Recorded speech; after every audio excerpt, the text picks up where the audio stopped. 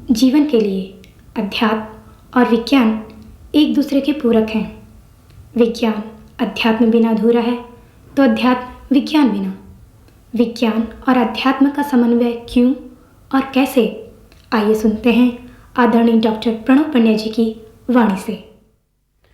इस संसार में दो ही महाशक्तियाँ हैं, एक का नाम है विज्ञान, एक का नाम है अध्यात्म। विज्ञान को हम भले ही विज्ञान नाम रहने दें, पर अध्यात्म का नाम एक और है, ज्ञान। ज्ञान और विज्ञान की इन दो महाशक्तियों के ऊपर सारी धरती के क्रियाकलाप चल रहे हैं। यदि इन दोनों में बराबर संतुलन है, यदि इन दोनों की समुचित समुन्नति सब जगह हो रही है, तो सारी सृष्टि पे हम व्यवस्था बना देखते हैं। और व्यवस्था जब अव्यवस्था बदल जाती है तो उसका मतलब ये कि कहीं ना कहीं विज्ञान और अध्यात्म में कहीं किसी प्रकार का सामंजस्य नहीं है या कहीं किसी प्रकार की गड़बड़ी है। आज का युग विज्ञान का युग है और इस विज्ञान के युग में संसार में गति की दृष्टि से इतनी तेज़ी से परिवर्तन हुए हैं, बड़ी तेज़ी से बदलाव आया है कि विज्ञान के आविष्कारों ने दुनिया को बदल दिया है। गति शब्द से प्रगति शब्द बना है और प्रगति अर्थात जैसा कि आप सब जानते हैं प्रोग्रेस। आज की जो भी हमारी उपलब्धियां हैं वो सारी की सारी गति की वजह से। सबसे पहले आदिम मनुष्य ने आग का गोला देखा और आग का गोला देखने के बाद उसने आविष्कार किया सूर्य को देख करके अग्नि का। दो पत्थर को जलाकर, दो पत्थर को उसने रगड़ करके एक प्रकार से विद्युत पैदा की। दूसरा आविष्कार जो उसके माध्यम से संभव हुआ, उसे भूख लगी। भूख लगने के लिए उसने हथियार बनाया और उसने आविष्कार किया हथियारों का, जिससे कि पशुओं को मारा जा सके। पर तीसरा एक सबसे बड़ा महत्वपूर्ण आविष्कार जो उसके द्वारा संभव हुआ वो था पहियों का आविष्कार। उसने पहिए बनाए, चला के देखे, चलने लगे। उस पर बैठ के चलने की कोशिश की, पटिया रख करके, तो चलने लगा। उस आदिम मनुष्य ने कभी कल्पना भी नहीं की होगी कि मैं जिस चीज़ को बना रहा हूँ आगे चलकर इस आधार पर या बहुत बड़े बड़े वाहन चलेंगे, इसी आधार पर वायुयान गति पकड़ेगा और ऊपर हवा में उड़ने लगेगा। और लगभग आज जितने भी गति के आयाम विकसित हुए हैं वो सारे के सारे इसी पहिए के ऊपर केंद्रित हैं। डायनेमिज्म, गति, प्रगति, गंतव्य। गति शब्द से गंतव्य शब्द बना है। क्या गंतव्य तक हम पहुँचे कि न पहुँचे, कहीं हमारे गंतव्य तक पहुँचने में कोई कमी तो नहीं रह गई? ऐसा लगता है कि विज्ञान के आविष्कार ने मनुष्य को बहुत कुछ दे दिया, बहुत ऊंचाई तक पहुँचा दिया, पर कहीं कोई कमी रह गई और वो कमी संभवतः अध्यात्म के समावेश से पूरी हो सकती है। क्या अंतर है इन दोनों महाशक्तियों में? विज्ञान परिस्थितियों को विकसित करने पर जोर देता है। विज्ञान कहता है परिस्थितियों का विकास करिए, परिस्थितियों को विकसित करिए, अच्छा वातावरण बना दीजिए, अच्छी सड़कें बना दीजिए, अच्छे भवन बना दीजिए और मनुष्य को जितना ज़्यादा हो सकता है साधन सुविधाएं दीजिए। अध्यात्म इससे उल्टी बात कहता है। अध्यात्म कहता है पहले आदमी के मन को मजबूत बनाइए, मनस्थिति को परिष्कृत करिए, मनस्थिति को बलिष्ठ बनाइए और मनस्थिति से परिस्थिति के निर्माण की विधा उसको सिखाइए। अपने आप परिस्थितियाँ बनती चली जाएंगी। ये अध्यात्म की भाषा है। अध्यात्म में जैसे मैंने आपसे कहा ज्ञान का नाम है और ये ज्ञान यदि जीवन में आ जाए तो आदमी प्रतिकूल से प्रतिकूल परिस्थितियों में अभावों के रहते हुए भी, साधनों की प्रचुरता न होते हुए भी अपने आसपास के वातावरण को बना सकता है। अर्थात यदि विज्ञान और अध्यात्म साथ साथ चलें तो विज्ञान के साधन और अध्यात्म की दृष्टि, ये दोनों मिलजुल करके बहुत बड़ा काम कर सकते हैं। दुर्भाग्य की बात यह है कि विज्ञान ने प्रगति की और विज्ञान ने प्रगति इस चरम सीमा तक की कि आज भौतिक जगत में अणु विज्ञान से लेकर के आयुधों तक, हथियारों तक की खोज हमें विज्ञान ने की है। कंप्यूटर से, सैटेलाइट्स के माध्यम से, उपग्रहों द्वारा सीधे पिन पॉइंट करके वहाँ अपना निशाना डाला जा सकता है जहाँ आप हथियार से बम फेंकना चाहते हैं।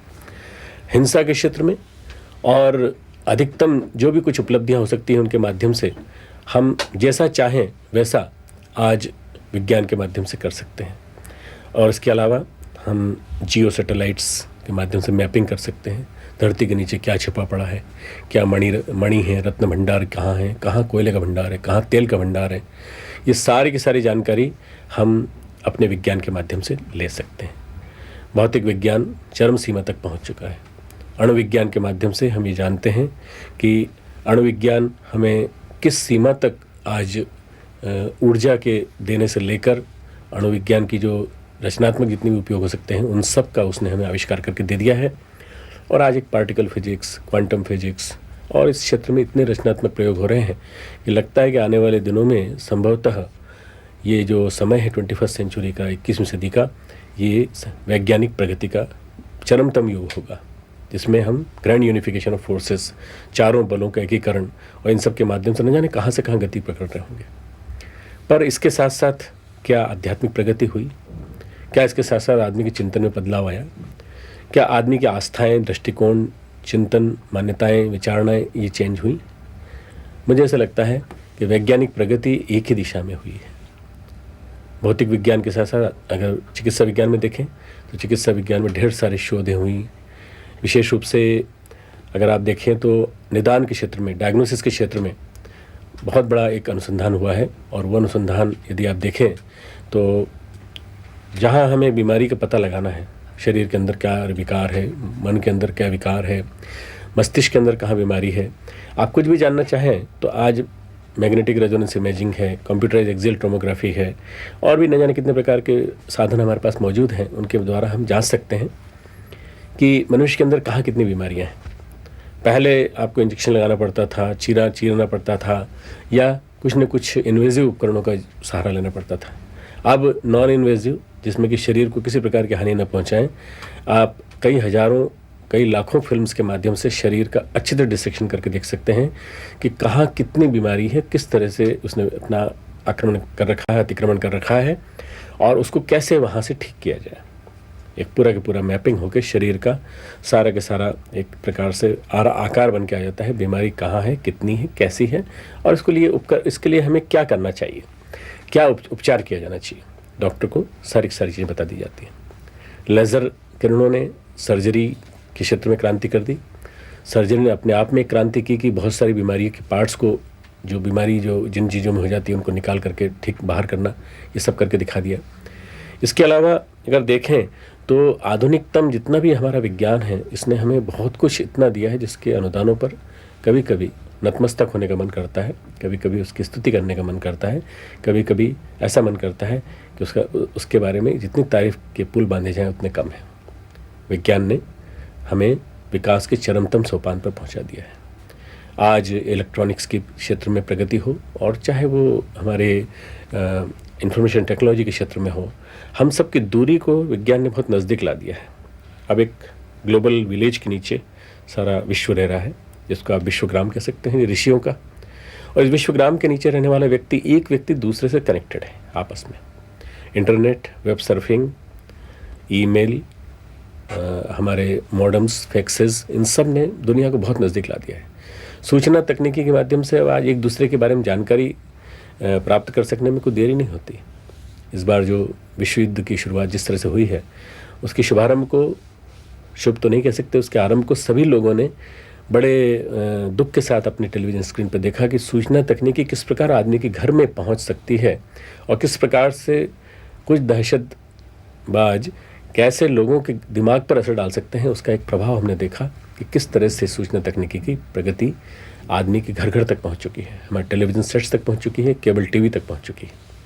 सैटेलाइट्स के माध्यम से जैसी चाहें वैसी सूचनाएं हम पहुंचा सकते हैं। सैटेलाइट्स के माध्यम से हम ध्वनि युद्ध भी चालू कर सकते हैं, और भी न जाने क्या क्या किया जा सकता है। ये विज्ञान का वो वाला पक्ष है जिसको मैं आपको बताना चाहता हूँ कि ये विध्वंसात्मक पक्ष है।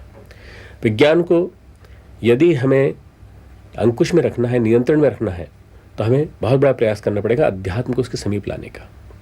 एक सिक्के के दो पहलू होते हैं। एक तरफ लिखा होता है सिक्के का, यदि आप ये मान लें हेड, तो दूसरी तरफ टेल होता है। अगर हेड विज्ञान है तो टेल अध्यात्म है। ये एक ही सिक्के के दो पहलू हैं, देखने की दृष्टि अलग अलग है, परंतु वास्तव में इन दोनों को अलग अलग मान लिया गया कि जहाँ विज्ञान हो सकता है वहाँ अध्यात्म नहीं हो सकता है, और जहाँ अध्यात्म हो सकता है विज्ञान नहीं हो सकता। अध्यात्म क्या है? मनस्थिति को परिष्कृत करने की विधा। अध्यात्म क्या है? अध्यात्म है विज्ञान के निर्धारणों पर अंकुश लगाना, विवेक का निर्धारण, और विवेक सम्मत प्रज्ञा के माध्यम से, ऋतंभरा प्रज्ञा के माध्यम से यह तय करना कि आपको क्या करना है, क्या नहीं करना।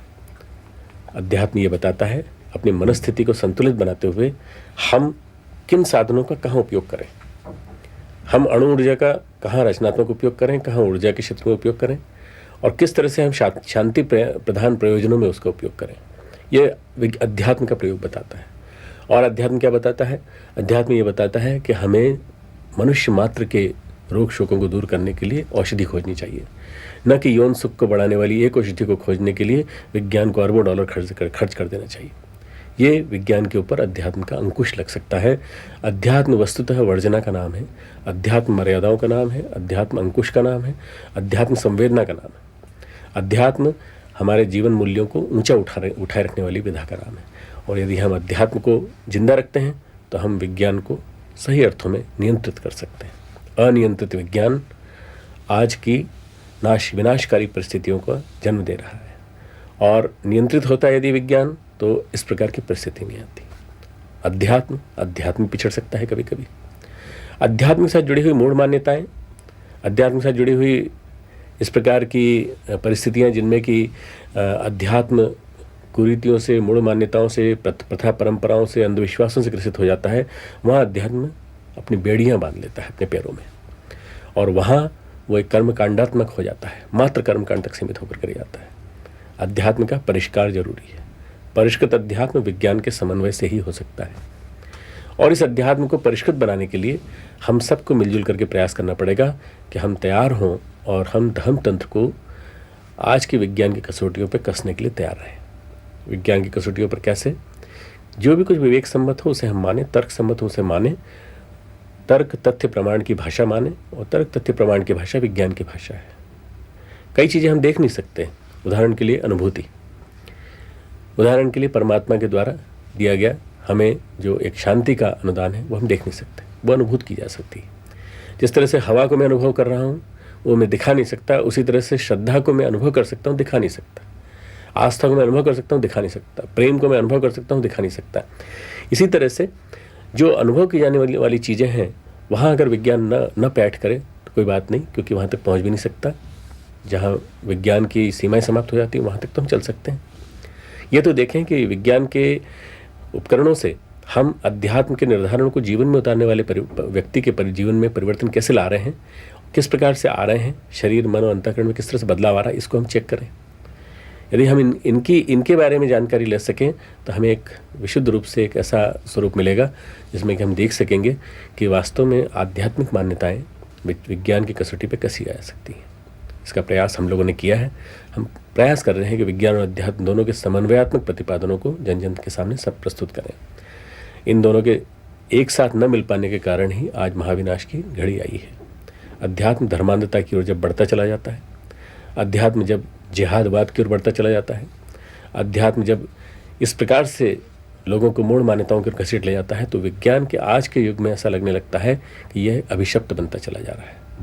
जब धर्मतंत्र की मान्यताएं ये कहती हैं कि आप एक विशिष्ट वेशभूषा में रहिए, विशिष्ट परिधान पहनिए, और आप चाहे जीवन में भगवान को उतारें नीचे उतारें, बहिरंग में दिखाइए, इसका मतलब ये कि ये मूढ़ मान्यताओं से ग्रसित हो गया है। कोई भी धर्म किसी को मारना नहीं सिखाता, पर जब कोई धर्म के नाम पर मारने की बात कहता है, कोई धर्म के नाम पर षड्यंत्रों की बात कहता है, कोई धर्म के नाम पर एक दूसरे के खिलाफ यदि उन्माद की बात कहता है, तो इसका मतलब ये कि ये धर्म परिष्कृत नहीं है, अपरिष्कृत है, अवैज्ञानिक है, और इस धर्मतंत्र के परिष्कृत होने की जरूरत है। परिष्कृत धर्म और परिष्कृत विज्ञान, ये दोनों एक दूसरे के लिए बहुत ज़्यादा जरूरी है। जहाँ परिष्कृत धर्म होगा वहाँ परिष्कृत विज्ञान होगा, वहाँ दोनों मिलकर के विज्ञान और अध्यात्म का समन्वय पैदा करेंगे, और वहीं एक प्रकार से संतुलित समन्वित एक ऐसी रीति नीति पैदा होगी जहाँ पर कि जीवन को आगे बढ़ने के लिए एक ऐसा तंत्र मिले, एक ऐसी आधारशिला मिले जिसके माध्यम से हम आगे बढ़ सकते हैं। मैं जो भी आपके सामने कह रहा हूँ इसके पीछे प्रत्यक्ष प्रमाण है। हमारे विगत 400-500 सालों के इतिहास को आप देख लें तो 400-500 सालों के इतिहास में हमने अंधकार युग भी देखा, हमने पोपवाद को जन्म लेते देखा, हमने धर्म के नाम पर निरीह अत्याचार होते देखे, हमने देखा कि धर्म के नाम पर लोगों ने किस तरह से तेज़ी से दूसरों को अपने धर्म का बनाने की कोशिश की, और पिछले 100-150 सालों में विज्ञान के युग ने कितनी तेज़ी से लोगों के चिंतन को बदला है। कई लोग नास्तिक हो गए और कई लोग इस आधार पर कि विज्ञान प्रमाणित करता है आस्तिक भी होते चले गए। विज्ञान की जितनी भी खोजें हैं, जितने भी आविष्कार हैं, उन आविष्कारों ने लोगों की चिंतन की शैली को बदल दिया, जीवन शैली को बदल दिया। हमारी तेज चलने की जो प्रक्रिया थी इसने हमको 150 साल के पहले के समय से आज न जाने कहाँ से कहाँ तक पहुँचा दिया। यदि आज हम कुछ हैं और कुछ अपनी उपलब्धियों का गान कर पा रहे हैं तो उसके पीछे विज्ञान का बहुत बड़ा हाथ है। इसलिए विज्ञान की अभिशाप वाले पक्ष को एक तरफ रखकर यदि मैं अनुदान के पक्ष की बात करूं तो वो ज़्यादा अच्छा होगा। अनुदान अर्थात जो हमें वरदान मिले हैं और जो हमें उपलब्धियां मिली हैं विज्ञान के माध्यम से, यंत्रों की, कोई दूरी नाप लेने की, कई प्रकार की चीज़ों को देख लेने की। वेदों में हम देखते हैं तो सारा विज्ञान पाते हैं। उनकी गणना की विधि अलग हुआ करती थी, पर वे वेदों के माध्यम से गणित जो कर लेते थे, कंप्यूटर उतना तेज नहीं कर पाता जितना वैदिक गणित कर लेता है। निश्चित रूप से हम लोगों ने अपने उपकरणों के माध्यम से कुछ न कुछ प्रगति इतनी तीव्र दिशा में की है कि आज जो चीज़ मानव मस्तिष्क में स्मरण शक्ति से नहीं रखी जा सकती, जो बहुत सारी फाइलों में केंद्रित करके नहीं रखी जा सकती, वो एक कंप्यूटर में केंद्रित करके रखी जा सकती है। विज्ञान ने भी अपने आप को विकसित किया है, अपनी मान्यताओं को चेंज किया है, परिवर्तित किया है। अगर आप देखें तो एक बड़े हॉल में आ सकने वाला कंप्यूटर 1926 में पहली बार बना था। अब एक लैपटॉप और पाम टॉप आ गया है, हाथ में लेकर के चलिए, आप अपनी घड़ी के रूप में कंप्यूटर को यूज़ कर सकते हैं। ऐसी स्थिति आ गई। कुछ निश्चित रूप से विज्ञान ने अपनी पिछली मान्यताओं को नकारा और नई मान्यताओं को स्वीकार किया है। ये इसका एक बहुत बड़ा गुण है। इस विज्ञान के गुण को यदि हम उतार लें जीवन में तो अध्यात्म पर भी लागू कर सकते हैं। अध्यात्म को भी कुछ चीज़ों को नकारना पड़ेगा और कुछ चीज़ों को स्वीकार करना पड़ेगा। अध्यात्म अर्थात धर्मतंत्र यदि मूल मान्यताओं को अस्वीकृत कर दे और परंपराओं की तुलना में विवेक को उचित स्थान देकर के स्वीकार करना चालू करे तो बहुत सारे कार्य संभव हो सकते हैं जो कि प्रगति के चरम आयाम तक हमें पहुंचा सकते हैं। आज की परिस्थितियां जैसी हैं मित्रों, उन परिस्थितियों में विज्ञान को और अध्यात्म को साथ साथ चलने की बहुत ज़्यादा आवश्यकता है। बहुत बड़ा दिखावा अध्यात्म के नाम पे हो रहा है। लोग मंदिर जाते हैं, संख्या बढ़ी है मंदिर जाने वालों की। आप जैसे कई लोगों की संख्या बढ़ी है जो प्रवचन सुनते हैं टेलीविज़न पर। टेलीविज़न के माध्यम से वो विष भी परोसा जा रहा है जिसके माध्यम से लोगों तक पहुंचता है, और एंटरटेनमेंट के नाम पर, मनोरंजन के नाम पर दूषित जो मानसिक रूप से विकृत कर देने वाला वो मनोरंजन भी आ रहा है, परंतु एक भक्ति का माध्यम बढ़ा देने वाला, भक्ति को बढ़ा देने वाला, आदमी के चिंतन को एक दिशा देने वाला चिंतन भी पहुंच रहा है। ये धर्म तंत्र, अध्यात्म तंत्र की विज्ञान के साथ मिली हुई जो एक प्रकार से इनकी मिली भगत हुई है, उससे जो विकास हुआ है वो ये हुआ है। परंतु प्रच्छन्न नास्तिकता बड़ी है। दिखने वाली आस्तिकता तो बड़ी है, पर प्रच्छन्न नास्तिकता बड़ी है। वस्तुतः वो नास्तिकता है जिसमें व्यक्ति ये मानता है कि हम भगवान के पास गए और हमने जो कुछ भी मांगा वो हमें मिल गया। और इस नास्तिकता के कारण मंदिरों में जाने वालों की संख्या तो बड़ी है, प्रवचनों को सुनने वाली संख्या बड़ी है, पर अपने अंतरंग के अनुशासन को जीवन में मानने वालों की संख्या नहीं बढ़ी है। और मैं यही वजह पाता हूँ, एक मूल कारण यही पाता हूँ कि इसी वजह से आज परिस्थितियाँ विषम हुई हैं और गड़बड़ाई हैं। यदि हमें सही अर्थों में अध्यात्म को स्थापित करना है तो अध्यात्म की परिभाषा हमें करनी पड़ेगी। अध्यात्म जीवन जीने की कला का नाम है। अध्यात्म अपने अंतरंग को परिष्कृत करने की विधा का नाम है। अध्यात्म मनस्थिति को परिष्कृत करके मनस्थिति के माध्यम से परिस्थिति को सुविकसित करने की कला का नाम है।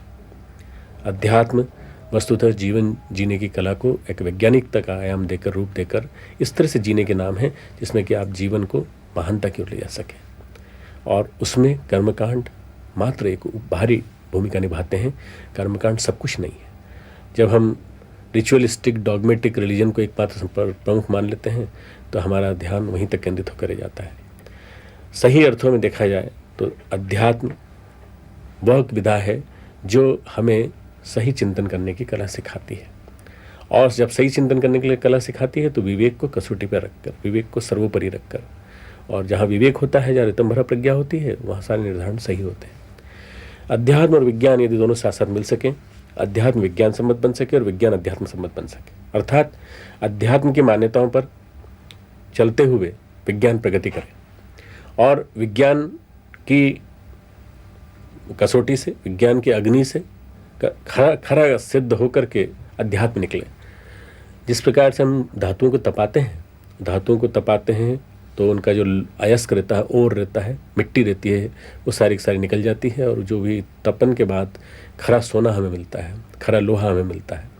इसी तरह से अध्यात्म चूँकि अपने आप में शुद्ध है, यदि उसे तपाया जाएगा, निखारा जाएगा विज्ञान की आग में तो वो ठीक होता चला जाएगा। अगर विज्ञान आग है तो अध्यात्म पानी है। विज्ञान रूपी आग पर अध्यात्म रूपी पानी को डालकर आग बुझाई भी जा सकती है। हमें ऐसा नहीं करना। विज्ञान रूपी आग पर अध्यात्म रूपी जल को डालकर यदि हम वाष्पीभूत होने दें और वाष्पीभूत होने के बाद हम उस वाष्प का सही उपयोग करें, प्रेशर कुकर में उसी वाष्प का सही उपयोग करके भोजन को बढ़ते दबाव के साथ कम तापमान पे पका लिया जाता है। जेम्स वाट ने इसी को देखा और उसने आविष्कार किया और उसने उसके आविष्कार के माध्यम से स्टीम इंजन चलने लगे। आज भले ही हम डीजल इंजन का प्रयोग ज़्यादा कर रहे हैं, पर स्टीम इंजन रचनात्मक दिशा में पहला कदम था आदमी को एक प्रकार से पहियों पे दौड़ने वाली गाड़ी के रूप में। अब समय ऐसा आया है जबकि हमको सबको मिलजुल करके दोनों के विधाओं के समन्वय की बात सोचनी है। एक कहानी के माध्यम से ये बात बहुत स्पष्ट समझ में आ जाएगी। विज्ञान और अध्यात्म के ऊपर ये सार्थक बैठते हैं। वैसे आइंस्टीन ने इस मेरी कहानी से उल्टा कहा है जो मैं आपसे बताने जा रहा हूँ। आइंस्टीन ने कहा है science is lame and religion is blind. मैं थोड़ा उल्टा आपको बताने की कोशिश कर रहा हूँ क्योंकि ऐसा मेरी गुरु सत्ता ने समझाया और ऐसा मेरी समझ में आया और आज की परिस्थितियों को देखते हुए सही लगता है। एक नगर में एक अंधा था और एक लंगड़ा था। अंधे और लंगड़े दोनों एक परिस्थिति में फंस गए जिसमें कि विषम परिस्थिति से निकालने का काम केवल वही कर सकता था जिसके पास विवेक होता। आग लग गई चारों तरफ, उस आग में दोनों फंस गए। अंधे को दिखाई नहीं दे रहा था, आग की तपन महसूस हो रही थी और लंगड़ा भाग नहीं सकता था, देख रहा था कि आग लगते लगते उनके समीप आ रही है।